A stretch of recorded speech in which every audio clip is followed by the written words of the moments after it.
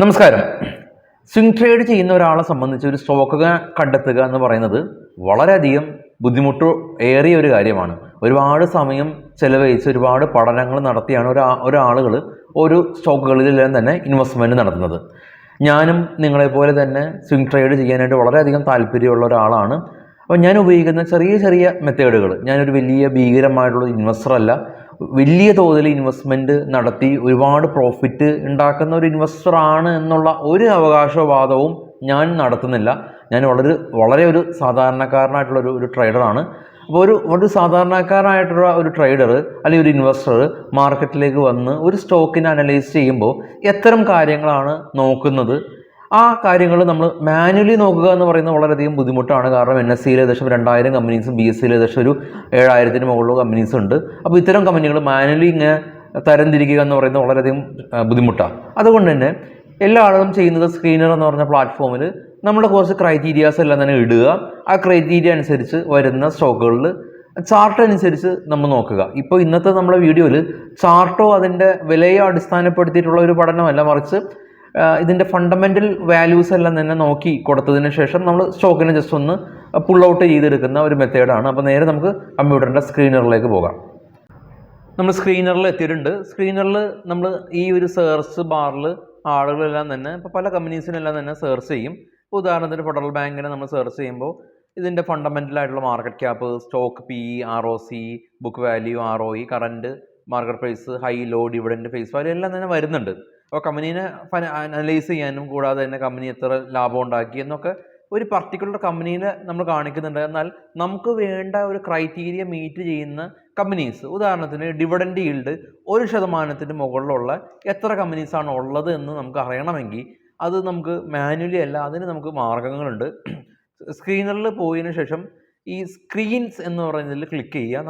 നമ്മുടെ യൂസർ IDയും പാസ്വേഡും ഒന്നും തന്നെ ക്രിയേറ്റ് ചെയ്യേണ്ടതില്ല. നമ്മുടെ ഇമെയിൽ ID ഉപയോഗിച്ചിട്ട് നമുക്കിതിൽ സൈനപ്പ് ചെയ്യാൻ പറ്റും. അതിനുശേഷം ഇവിടെ ക്രിയേറ്റ് ന്യൂ സ്ക്രീൻ എന്ന് കാണാം. അവിടെ നമ്മൾ ജസ്റ്റ് ഒരു സിംഗിൾ ക്ലിക്ക് ചെയ്യുക.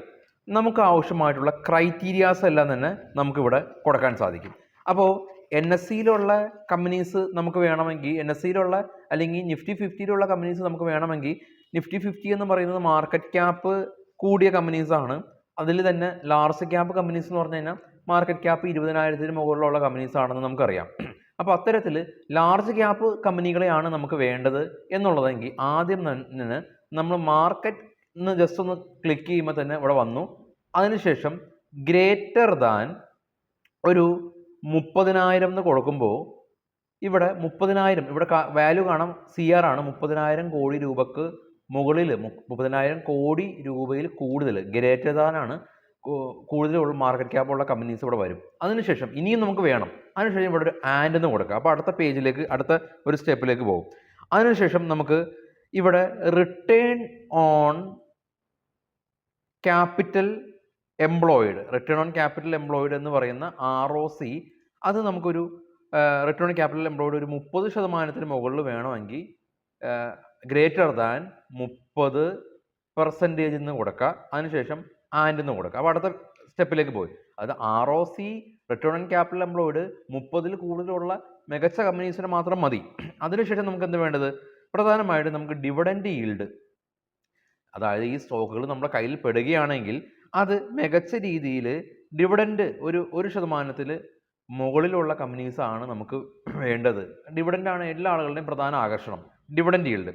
അതിനുശേഷമോ നെറ്റ് പ്രോഫിറ്റ്, കമ്പനിയുടെ നെറ്റ് പ്രോഫിറ്റ് ഏകദേശം ഒരു 50,000 കോടി രൂപ 5,000 കോടി രൂപയിൽ ഗ്രേറ്റർ ദാൻ ടു 5,000 കോടി രൂപയിലുള്ള കമ്പനീസാണ് നമുക്ക് വേണ്ടതെങ്കിൽ അതും കൊടുത്തു. അതിനുശേഷം ആൻഡ് കൊടുത്തു. പിന്നെ കടം കുറഞ്ഞ കമ്പനി വേണമെങ്കിൽ ഡെപ്റ്റ് ടു ഇക്വിറ്റി റേഷ്യോ, ഇത് ഗ്രേറ്റർ ദാൻ അല്ല, നമുക്ക് എന്താ വേണ്ടത്? ഇത് ലെസ് ദാനാണ് വേണ്ടത്, അല്ലേ? ലെസ് ദാൻ ഒരു 30% ആണെങ്കിൽ, അതായത് മൊത്തം അതിൻ്റെ ഇക്വിറ്റിയുടെ 30%-ൽ താഴെ കടമുള്ള കമ്പനീസ്. അതിനുശേഷം ഏറ്റവും ഇത് മതി. ഇനിയും നമുക്ക് ഒരുപാട് ക്രൈറ്റീരിയസ് നമുക്ക് വെക്കാം. ഇനിയിപ്പോൾ ROE വേണം, അല്ലെങ്കിൽ മറ്റുള്ള നമുക്കറിയാവുന്ന പല പാരാമീറ്റേഴ്സും വെക്കാം. അതിനുശേഷം ഇവിടെ റൺ ക്വയറീസ് എന്ന് കൊടുക്കുമ്പോൾ ഈ ക്രൈറ്റീരിയ മീറ്റ് ചെയ്യുന്ന കമ്പനീസ് നമുക്കിവിടെ കാണാൻ സാധിക്കും. Call India, TCS, Infosys, ITC NMDC തുടങ്ങിയ കമ്പനീസ് നമ്മൾ നേരത്തെ market cap 30,000 return on capital employed 30% ഉണ്ട്. ഡിവിഡൻഡ് ഈൽഡ് 1 മുകളിലാണ്. നെറ്റ് പ്രോഫിറ്റ് 5,000 കോടി രൂപക്ക് ഉണ്ട്. ഡെപ്റ്റ് ഇക്വിറ്റി റേഷ്യോ 30% താഴെയാണ് എന്നുള്ള ക്രൈറ്റീരിയ ഇവിടെ വന്നിട്ടുണ്ട്. ഇതിൽ നമുക്ക് ഡെറ്റ് ടു ഇക്വിറ്റി റേഷ്യോ ഇത് വേണ്ട എങ്കിൽ ജസ്റ്റ് ഒന്ന് റിമൂവ് ചെയ്യുക. റൺ ചെയ്യുമ്പോൾ ഡെപ്റ്റ് ഇക്വിറ്റി റേഷ്യോ ഈ 30% അല്ലാത്ത കമ്പനീസ് വരും. അത്തരത്തിൽ നമുക്ക് ഒരുപാട് ക്രൈറ്റീരിയാസ് അനുസരിച്ച് ഇപ്പം ഞാനൊരു ചെറിയ സിമ്പിൾ സെറ്റപ്പ് ജസ്റ്റ് ഒന്ന് നോക്കിയെന്നുള്ളൂ. ഈ ഒരു രീതിയിലാണ് നമുക്ക് ലോങ് ടൈമിലേക്ക് വേണ്ട കമ്പനികളെ പൊതുവെ ഇൻവെസ്റ്റേഴ്സ് നോക്കുന്ന ഒരു മെത്തേഡ്. നേരത്തെ സൂചിപ്പിച്ച പോലെ തന്നെ ഇതിൽ ഒരുപാട് ക്രൈറ്റീരിയാസ് ഇടാം. അപ്പോൾ നിങ്ങളൊരു ഹോംവർക്കായിട്ട് എടുത്ത് നിങ്ങൾക്ക് അറിയാവുന്ന പല പല ഫണ്ടമെൻ്റൽ പാരാമീറ്റേഴ്സ് ഇടുക, റൺ ക്വറീസ് കൊടുക്കാം. ഓർക്കേണ്ട ഒരു കാര്യമുള്ളൂ, നമ്മളൊരു പാരാമീറ്റർ ഇട്ടതിന് ശേഷം ഇനിയും വേണമെങ്കിൽ ആൻഡ് എന്ന് പറയുന്ന ഒരു സിമ്പിൾ അത് കൊടുക്കണം. ഏറ്റവും അവസാനം ആൻഡ് കൊടുക്കണ്ട, സ്റ്റോപ്പ്. അപ്പോൾ നല്ല നല്ല കമ്പനീസിൽ കണ്ടെത്തുക, ഇൻവെസ്റ്റ്മെൻറ്റ് നടത്തുക. ഇന്ത്യൻ മാർക്കറ്റിൻ്റെ ഒരു റാലിയുടെ ഒപ്പം തന്നെ നമ്മളും അതിൽ പങ്കാളിയാകാൻ ശ്രമിക്കുക. നാളെ മറ്റൊരു വീഡിയോ ആയിട്ട് കാണാം. താങ്ക്